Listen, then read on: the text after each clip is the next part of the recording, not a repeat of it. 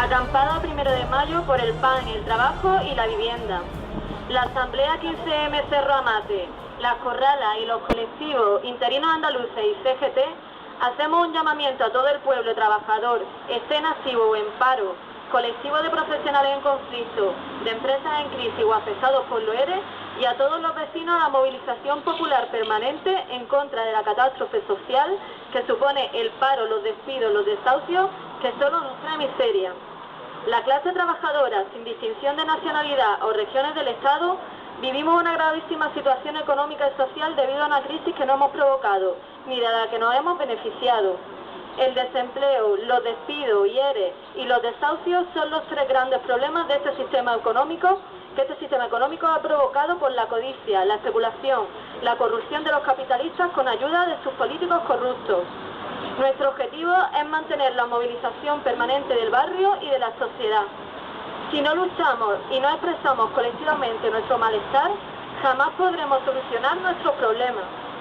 Tenemos que transformar nuestro malestar y sufrimiento individual en un malestar social que se exprese públicamente. Es por ello que levantamos esta acampada que comenzará el día 25 de abril y terminará el 1 de mayo, Día Internacional del Trabajo, donde marcharemos en manifestación por las calles del barrio junto a múltiples colectivos y plataformas sociales en lucha. La crisis que la pagan los capitalistas. La crisis no sale del aire ni es una catástrofe natural. Es producto del propio sistema capitalista que ha agotado su posibilidad de progreso social explotando a los trabajadores. La crisis es provocada por la desigualdad que genera el capitalismo. Este sistema económico funciona por el beneficio privado de los banqueros y empresarios. Esta minoría se apropia de la riqueza producida colectivamente por el trabajo de toda la sociedad. Los grandes bancos y empresas se convierten en propietarios de millones de euros, en deuda pública o de las familias, millones de pisos y de mercancías que no pueden vender porque la mayoría de la población ha agotado su capacidad para comprar. Esto provoca una sociedad irracional, destructura del medio y despilfarradora de recursos materiales y humanos. Millones de viviendas construidas y millones de familias en la calle, necesidades sociales por todas partes y profesionales de la educación o de la salud despedidos o en paro. Millones de euros en los bancos de los paraísos fiscales y los autónomos sin crédito. Millones de productos alimenticios en las grandes superficies y millones de hambrientos. Sí se puede. Contra el paro, reparto del trabajo sin bajar los salarios y creación de empleo público. Prohibición de los despidos y ERE. La riqueza se crea en la sociedad por el trabajo. Todas las personas empleadas, obreros y demás profesionales mantenemos la sociedad, la hacemos funcionar y creamos riqueza. Es mentira que sean los banqueros, los inversores, los especuladores o los capitalistas los que crean la riqueza. Los que tenemos trabajo somos los más interesados en que no haya desempleo, pues mientras más paro haya, más indefensos estaremos, ante la patronal y el Estado. Más miedo tendremos para defender nuestros derechos.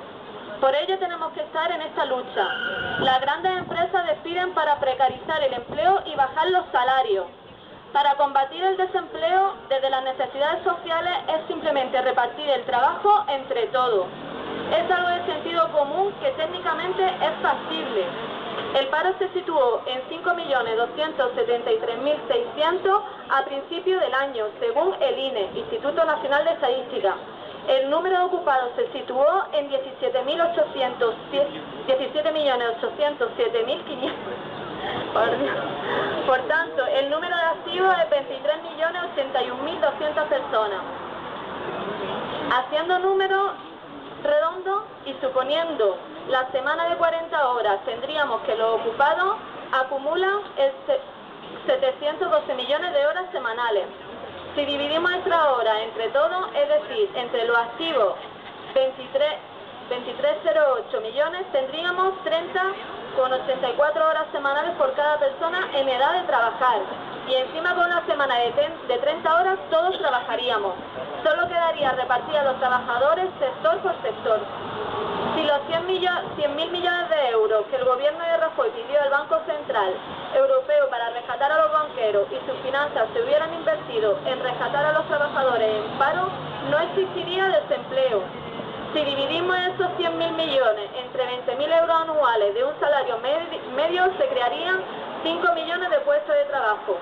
Dejaría de existir el desempleo y además cotizaríamos y pagaríamos impuestos. ¿Y el dinero? Alguien podría preguntar con qué dinero haríamos el reparto del trabajo sin bajar los salarios. Si hay dinero para los banqueros, debe haberlo para los parados.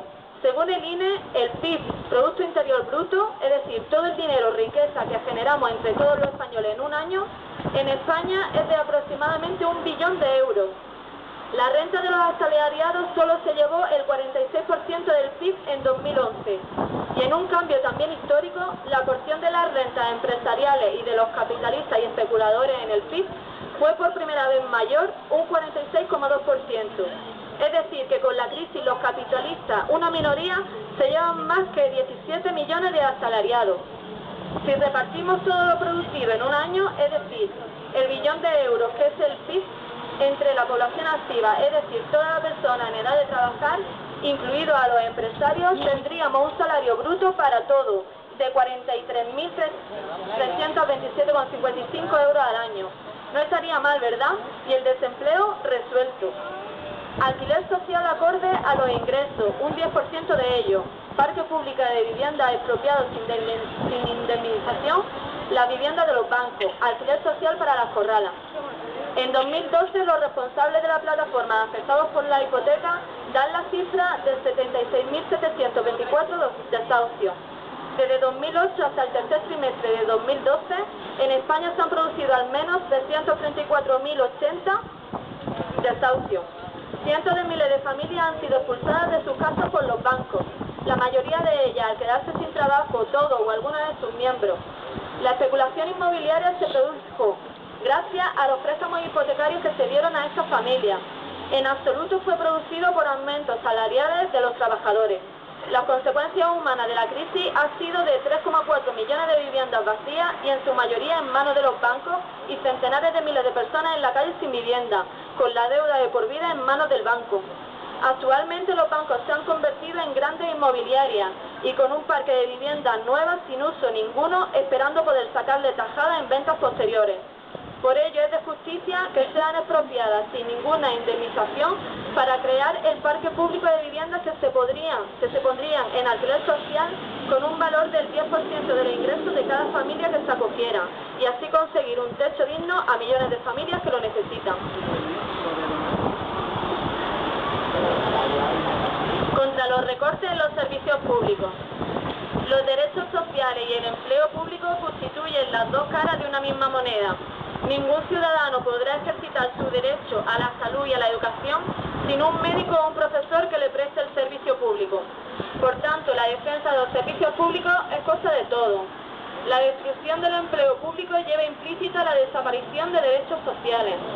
En este contexto en el que vivimos, es necesario un espacio para la movilización y la lucha contra los recortes de los derechos sociales, trabajo, vivienda, salud, educación, perpetrados por 3 gobiernos, central, autonómico y municipal, destinado a impulsar iniciativas de resistencia y lucha, dirigido a restaurar los derechos arrebatados a la ciudadanía, para luchar contra los gobernantes sumisos que han entregado la soberanía popular al Banco Europeo, para expoliar los derechos conquistados durante siglos por los trabajadores, haciéndonos pagar una deuda privada con nuestra salud, educación, pensiones. Es necesario también luchar contra los procesos de externalización y privatización de los servicios, que convierten la prestación de los servicios básicos en un lucrativo negocio privado controlado por amigos influyentes y compañeros de partido, un negocio del que participan muchos gobernantes una vez retirados de la política. Mientras se nos dice que los servicios que prestamos a la ciudadanía son deficitarios e inviables económicamente, se privatizan precisamente aquellos que lo son más rentables.